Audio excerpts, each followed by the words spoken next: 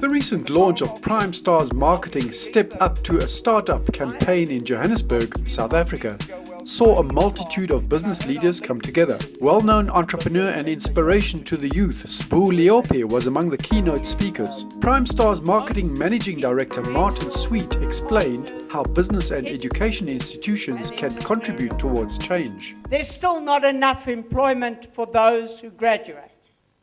We need together to shift our mindset and that of the youth to entrepreneurship by helping a new generation to broaden their idea of work and think of themselves not just as job seekers, but as job and wealth creators equipped with the skills necessary to be enterprising. Acknowledging their achievements under critical acclaim were last year's Step Up to a Startup beneficiaries Anna Mashaka and Ompile Senkwete. A definite highlight of the evening featured world-famous international business speaker Robert Kiyosaki. There's two kinds of property in the world, and this is where your young minds will come up. The first kind of property is real property, real estate, stuff like that. The second kind of property, which is infinite, is IP, intellectual property. Because there's this big problem, as you know, between the gap between the middle class and the rich. It's huge. And the problem is no financial education. I mean, that's not the answer, but it's part of the solution.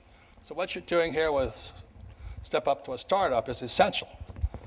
So in here, there's things like why the rich are getting richer is, as you know, the rich don't pay taxes. So the collaboration is incredible, but also the funding from the government to support projects like this. I see it all over South Africa, the word entrepreneur, entrepreneur. Nomad TV spoke exclusively to keynote speaker and South African Minister of Small Business Development, Lindiwe Zulu. I would like to see a situation where even in such gatherings, you can have other entrepreneurs and other businesses from the African continent. Lessons are not going to be learned from America and the UK only. The continent is here, and this continent has got black people who actually own the economy of the African continent. So my view is, let us, and the market for South Africa.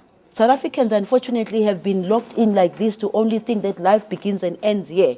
The continent is way bigger than what it is. And I am one of those who of course, got into understanding and knowing the continent because of my participating in the liberation struggle. So I was exposed to that.